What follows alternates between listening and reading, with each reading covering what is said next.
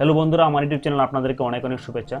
আজকে আমরা যে টপিকটা নিয়ে আলোচনা করব সেটা হচ্ছে ডিজিলকার কি এবং কিভাবে আমরা ডিজিলকার অ্যাকাউন্ট খুলতে পারি, সেটা আমি আজকে ভিডিওতে দেখাবো।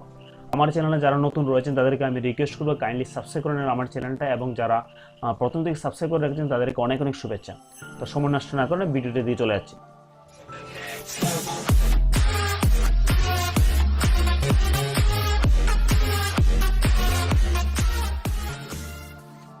অলরাইট, তো বন্ধুরা, আজকে আমরা যে টপিকটা শুরু করেছি সেটা হচ্ছে ডিজিলকার কি। অ্যাকচুয়ালি ইউটিউবে এমন অসংখ্য ভিডিও পেয়ে যাবেন আপনারা ডিজিলকার সম্পর্কে, তবে আমি এই ভিডিওটা বেঙ্গলি তৈরি করছি এই কারণে যে আমাদের ত্রিপুরাতে ম্যাক্সিমাম মানুষ সেই ব্যাপারে আননোন। তো আমি এই জায়গাতে আমি বলবো আপনাদের ডিজিলকার সম্পর্কে আপনাদের অল্প বলে দিচ্ছি।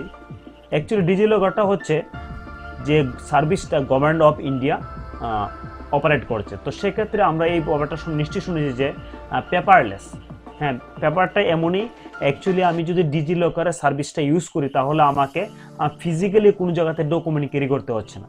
আর আরেকটা হচ্ছে বন্ধুরা যে ডিজিলকার সবার জন্য, কোনো পার্টিকুলার কোনো এজের মানুষের জন্য নেই, সবার জন্য এই ডিজিলকারটা।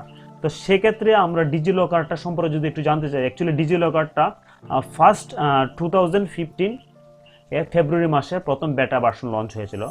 তবে আমাদের রেসপেক্টেড প্রাইম মিনিস্টার যেটা 1 জুলাই 2015 এটা অফিসিয়ালি লঞ্চ হয়েছে কি। তো সেক্ষেত্রে যদি প্রথম ডিজিলকারের একটু টেকনিক্যাল বিষয়টা জেনে নিই। ডিজিলকারে কিন্তু আমরা যারা কম্পিউটার নিয়ে ঘাটাঘাটি করি বা মোবাইল নিয়ে অ্যাক্সেস করি, তো আমরা অনেকে জানি যে মেমোরি সম্পর্কে কম্পিউটারে।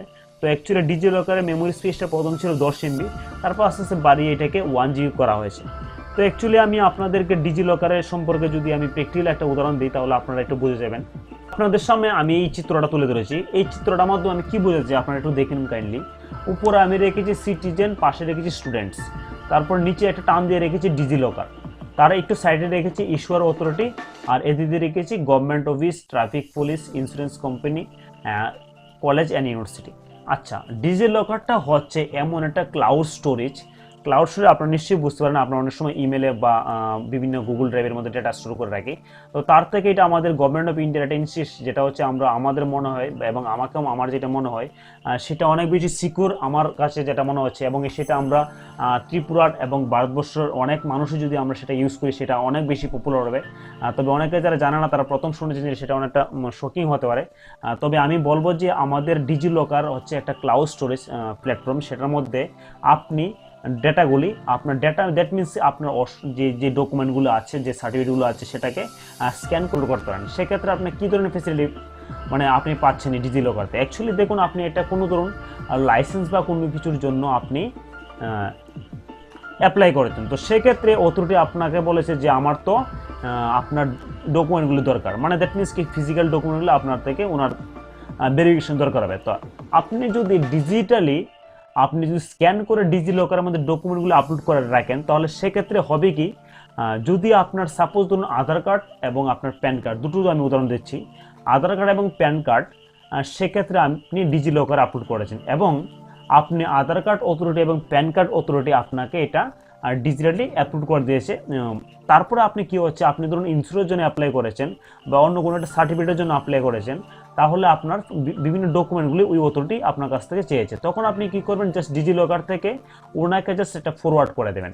ওই যে একটা আপনি শেয়ার ডকুমেন্ট থাকবে, সেই শেয়ার ডকুমেন্টে আপনি ওই অথরিটিকে এটা শেয়ার করে দেন। শেয়ার দেওয়ার ফলে কি হবে, ওই সমস্ত অথরিটিগুলি আপনার ডকুমেন্টগুলি অনলাইনে ইজিলি অ্যাক্সেস করতে পারছে, এবং সেক্ষেত্রে কি হবে, আপনাকে না ফিজিক্যাল ডকুমেন্ট নিয়ে যেতে হচ্ছে, না সময়ের আপনি অনেকটা সাশ্রয় হচ্ছে এক্ষেত্রে, আর আপনার একটা সিকিউর হয়ে যাচ্ছে আপনার এই পদ্ধতির মাধ্যমে। তাহলে আপনি দেখতে পাচ্ছেন যে আপনার যে সমস্ত ডকুমেন্টগুলি অনলাইনে আপলোড করে রাখছেন সেই সমস্ত ডকুমেন্টগুলি আপনার অথরিটি আপনাকে ভেরিফাই করে দিয়েছে, ইস্যুড করে দিয়েছে।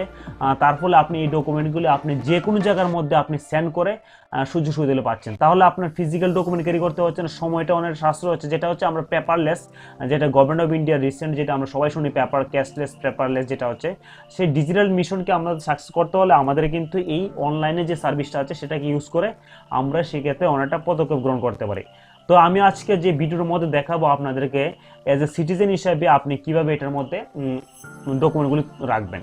তো আমি পাশের যে স্টুডেন্টটা রাখলাম সেটা হচ্ছে কি, রিসেন্টলি আমাদের যে এইচএস এবং রেজাল্ট, এইচএস এবং মাধ্যমিক রেজাল্ট দিয়েছে, তারপরে যদি কোনো স্টুডেন্ট বাইরে স্টুডেন্ট কাউন্সিলের জন্য যেতে চায় বিভিন্ন কোর্সের জন্য, সেক্ষেত্রে তাদের কি হচ্ছে, ধরুন কোনো স্টুডেন্ট যদি 5টা কলেজে অ্যাডমিশনের জন্য কাউন্সিলিং যায়, তাহলে সেক্ষেত্রে 5বার ওকে ফিজিক্যাল ডকুমেন্ট নিয়ে যেতে হচ্ছে। কিন্তু আজকে যদি ডিজিটাল লকারের মধ্যে সেই সমস্ত ডকুমেন্টগুলি যদি রাখে এবং এটাকে অথরিটি যদি ভেরিফাই করে, তাহলে যাওয়ার দরকার নেই ফিজিক্যাল ডকুমেন্ট নিয়ে, জাস্ট ওই কলেজের এই মেলের মধ্যে বা ওই কলেজকে একটা শেয়ার দিয়ে দিলে হলো। তারপরে ওই কলেজের অ্যাক্সেস যদি ডিজিটাল লকার থাকে, তাহলে ইজিলি ডকুমেন্ট নিয়ে যাচ্ছে, ক্যাচ করে এবং ইজিলি ভেরিফাই করে দিচ্ছে। তাহলে এটা কতটা আমরা সময়টা বাঁচছে এবং কতটা সময় বাঁচছে, এবং আমরা ওই তাড়াতাড়ি আমরা সুযোগ সুবিধা বুক করতে পারছি। তো ঠিক আছে বন্ধুরা, সময় নষ্ট না করে ডাইরেক্ট কম্পিউটার স্ক্রিনে চলে যাচ্ছি, এবং কিভাবে এই সুযোগ সুবিধা পাবো আমি এবং কিভাবে এটাকে আপনি অ্যাক্সেস করাবেন সেটা আমি আপনাদের বলে দিচ্ছি।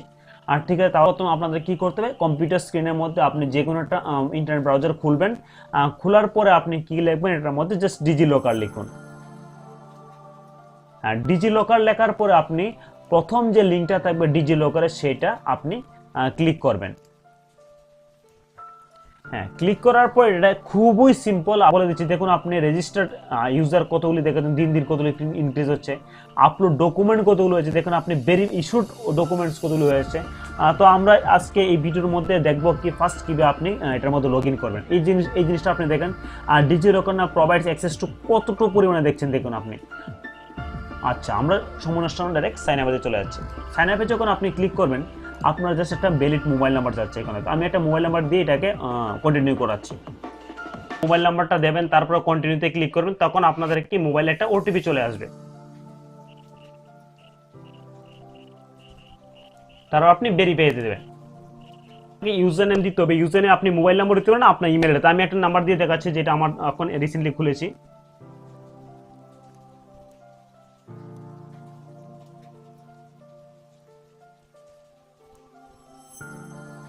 তারপর আপনি সাইন আপে ক্লিক করে দেবেন। সাইন আপে যখন আপনি ক্লিক করবেন, তখন সেক্ষেত্রে দেখুন আপনি আধার নাম্বার দিয়ে কিন্তু আপনি কেওয়াইসি করাতে পারছেন না।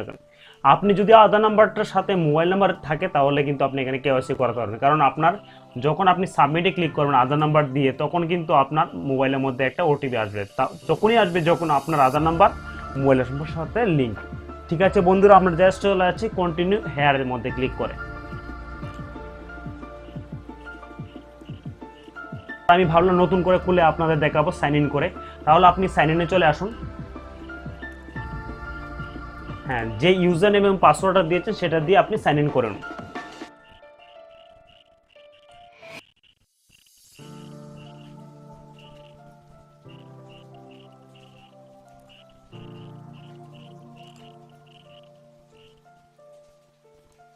হ্যাঁ বন্ধুরা, আমি সাইন ইন করার পর আমি এটা পুরনো একটা অ্যাকাউন্ট খুলে রেখেছি এখানে।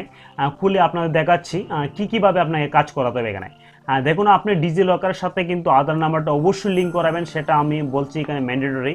আর যাদের এখনও আধারের সাথে মোবাইল নাম্বার লিঙ্ক হয়নি, আমি রিকোয়েস্ট করব আপনারা হয়তোবা এসডিএম অফিসে, না হয় পোস্ট অফিসে বা ব্যাংকে এখনও বিভিন্ন আধার এনরোলমেন্ট সেন্টার ব্যাংক এবং পোস্ট অফিসে হচ্ছে, আপনারা আধার ওয়েবসাইটে সেটা ট্র্যাক করতে পারেন। করে লোকেশন সেন্টারে গিয়ে আপনার মোবাইল নাম্বার আধারের সাথে মোবাইল নাম্বারটা অবশ্যই লিঙ্ক করবেন। কারণ দেখুন অনেক কিছু রয়েছে যেটা আধারের সাথে বলে দিচ্ছি। ফার্স্ট আমার ড্যাশবোর্ডটা এমন থাকবে, আর ড্যাশবোর্ডের মধ্যে দেখুন আমি অলরেডি 2টি ডকুমেন্টকে ইস্যুড করিয়েছি, এবং আপলোড ডকুমেন্ট অলরেডি আমি 42 ডকুমেন্ট আপলোড করে রেখে দিচ্ছি না। তো আমি জাস্ট ইস্যু ডকুমেন্টে চলে যাচ্ছি না, আমি জাস্ট আপলোড ডকুমেন্টে যাব। যাওয়ার পর আমি আপলোড করতে পারি, বা আমার হচ্ছে যদি না আমি ডাইরেক্ট ডকুমেন্টকে আপলোড করে সেটাও আপলোড করতে পারেন। ফোল্ডার বানিয়ে মানে হচ্ছে কি আপনার বিভিন্ন সাইটগুলো ফোল্ডার রেখে আপনি এখানে আপলোড করাতে পারেন। এটা অনেকটা এনক্রিপশন আছে, কোনো টেনশন নেই কিছু নেই। বিভিন্ন গুগল ড্রাইভ থেকে আমাদের এটা অনেকটা সিকিউরিটি, আরও আমি বলবো এটা আমাদের গভর্নমেন্ট অফ ইন্ডিয়ার। সেক্ষেত্রে কিন্তু আমাদের একটা প্রাউড ফিল হওয়া উচিত, যেটা হচ্ছে আমরা যেটা আমরা গুগল ড্রাইভ নন কান্ট্রি, সেক্ষেত্রে আমাদের ডিজিলকারের মধ্যে যদি আমরা পরিষেবাগুলো ইউজ করি, তাহলে আমাদের তো আপনারা বুঝতে পারছেন ফোল্ডার বানিয়ে আপলোড করতে রাখতে পারেন। আপনার বিভিন্ন ডকুমেন্টগুলি ফোল্ডারে আপলোড করে রাখতে পারেন আপনি। আর যদি মনে করেন আপনি সমস্ত ডকুমেন্টগুলি এমনইভাবে আপলোড করবেন যাতে সমস্ত ডকুমেন্টগুলি দেখা যায় একত্রে, তাহলে আপনি আপলোডে চলে আসুন। তো আমি আপনাদেরকে জাস্ট একটা আপলোড ডকুমেন্ট করে দেখাচ্ছি। আপলোডে যখনই আপনি ক্লিক করবেন, তখন আপনার যে ডকুমেন্টটা যেখানে রেখেছেন সেটাকে আপলোড করে দেখেন। আমি এটা প্যান কার্ড নাম দিয়ে রেখেছি, তাই প্যান কার্ডটি আপলোড করছি। ওপেনে দেব সিলেক্ট করে।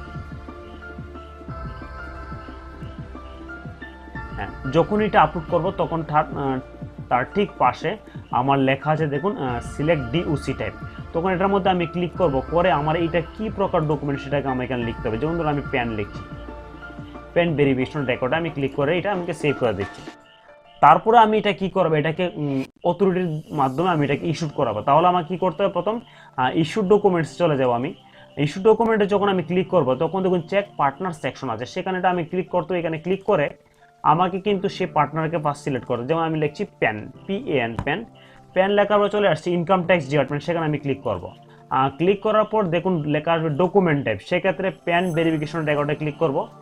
করে আমাকে কি করতে, জাস্ট আমি প্যান নাম্বারটা আমার এবং আমার প্যান কার্ডের যে নামটা আছে সেটা লিখে আমি এটার মধ্যে ক্লিক করে আই প্রোভাইড মাই কনসেন্ট, এটার মধ্যে ক্লিক করে গেট ডকুমেন্টে যখন আমি ক্লিক করব তখন কি করবে, আমাকে অথরিটি সেই ডকুমেন্টে যেটা ভেরিফাই করেছে সেটা আমাকে শো করাবে। তখন ঠিক আপনার কাছে এমন একটা চলে আসবে। চলে আসার পর আপনি দেখতে পারেন সেই ডকুমেন্টটা আপনার অবশ্যই যে প্যান অথরিটেশন ভেরিফিকেশন করেই আপনাকে এটা দিয়েছে। তো এমনভাবে সমস্ত ডকুমেন্টগুলো আপনারা ভেরিফাই করে রেখে দেবেন, যাতে আপনি যখন কোনো অথরিটির কাছে সেন্ড করাবেন এটাকে কোনো কিছু সার্টিফিকেটের জন্য বা আপনি কোনো কিছুর জন্য আবেদন করেছেন, সেক্ষেত্রে আপনার ডকুমেন্ট চাইছে, তাহলে আপনার সেক্ষেত্রে ডকুমেন্টটা ভেরিফাইড হয়ে যাচ্ছে। তাহলে আমি আপনাদেরকে দেখাবো একটা ডকুমেন্টকে কীভাবে আপনি সেন্ড করবেন। তো সেক্ষেত্রে আপনি জাস্ট ডকুমেন্টে একদম ভেরি সিম্পল, আপনি জাস্ট ডকুমেন্টের মানে শেয়ার উপরে ক্লিক করবেন। শেয়ারে ক্লিক করে আপনি কি করে জাস্ট একটা ইমেল আইডি, যে ইমেলটা আপনি সেন্ড করতে চান সেখানে কিন্তু সেন্ড দিয়ে দেবেন। তাহলে দেখা যাচ্ছে কি এই অতি সত্বর আপনি, যেটা আমি রিসেন্টলি দেখেছি, জাস্ট 1 থেকে 2 মিনিট সময় লাগে আপনার ইমেলের মধ্যে সেই আপনার ডকুমেন্টে চলে যাবে। সেক্ষেত্রে আপনার ডিজিলকার অ্যাক্সেস থেকে সেটাকে খুলতে পারবেন। তো যখন আমি আপনাদের ডেমনস্ট্রেশন দেখাচ্ছি যখন মেইলে ডকুমেন্টে কি প্রকার আসে, আপনি লিঙ্কটার মধ্যে ক্লিক করে সেই ডকুমেন্টটাকে ইজিলি অ্যাক্সেস করতে পারবে ওই অর্গানাইজেশন যে আপনার কাছ থেকে ডকুমেন্টটা চেয়েছে। যদি আমরা ইউজ করি তবে দেখা যায় যে আমার অনেক বেশি ডিজিটাল পরিষেবাগুলো নিতে পারছি, এবং এই ডিজিলকারে এই সিম্পল স্টেপ এমন এক্সট্রা কিছু নেই। আপনাদের নেটে অনেক অসংখ্য ডেটা রয়েছে, আপনি যেটা বলে সাথে সাথে মিলিয়ে দেখতে পারেন। তো আমি আপনাদের কাছে সকল মানুষের কাছে এই রিকোয়েস্ট করবো যে এই ভিডিওটাকে শেয়ার করবেন, মানুষকে জনসচেতনতা বাড়াতে চেষ্টা করবেন, এবং এই ভিডিওটার মাধ্যমে যাতে সমস্ত মানুষগণ যারাই দেখছে এবং অল্প সময় নষ্ট করে যেন তারা এই ডকুমেন্টগুলো আপলোড করে রাখবে। ইন ফিউচারে তাদেরকে অনেকগুলি ফেসিলিটি পাচ্ছে এটার মাধ্যমে। এবং দেখা যাচ্ছে আপনি যদি এলপিজি কানেকশন যাচ্ছেন সেক্ষেত্রে কিন্তু আপনি ডকুমেন্টটা আপলোড করতে পারছেন, এটার মাধ্যমে আপনি শেয়ার করতে পারছেন। তাছাড়া হচ্ছে দেখুন আমি রিসেন্টলি একটা ভিডিও বানিয়েছি, সেটা হচ্ছে আমরা ত্রিপুরার মধ্যে কিভাবে SC ST বা PRTC আবেদন করি। সেক্ষেত্রে আমি ছোট্ট একটা জায়গাতে যখন আমরা ডকুমেন্ট আপলোড করার একটা অপশন ছিল এই জায়গাতে, তখন সেক্ষেত্রে কিন্তু ডিজিলকার অ্যাক্সেস দিয়েছিল, আর সেক্ষেত্রে আমি ডকুমেন্টটা সেদিকে লিঙ্ক করতে পারতাম। তো এমনভাবে অনেক অসংখ্য পরিষেবা আপনি ডিজিলকারের মধ্যে আস্তে আস্তে পেয়ে যাবেন। তবে আমরা অনেক সমস্যা থাকে, যদি সমস্যা নিয়ে বসে থাকে তাহলে প্রবলেম সলিউশনটা কখনই আসবে না। তাই আমরা আমাদের লক্ষ্য রাখতে যে প্রবলেমের মাধ্যমে কীভাবে এগিয়ে যেতে হবে এবং কীভাবে সমস্যাগুলো ওভারকাম করে এই সুযোগ সুবিধা বুক করতে পারি। আর আরেকটা হচ্ছে কি, সবসময় যদি আমরা প্রবলেম বলি তাহলে এমন কোনো সার্ভিসই আমরা নিতে পারবো না। আর এটার মধ্যে আস্তে আস্তে অনেক অর্গানাইজেশন, দেখুন আপনি দেখুন ইস্যুয়ার অর্গানাইজেশন এবং রিকোয়েস্ট অর্গানাইজেশন আস্তে আস্তে দিন দিন ইনক্রিজ হচ্ছে।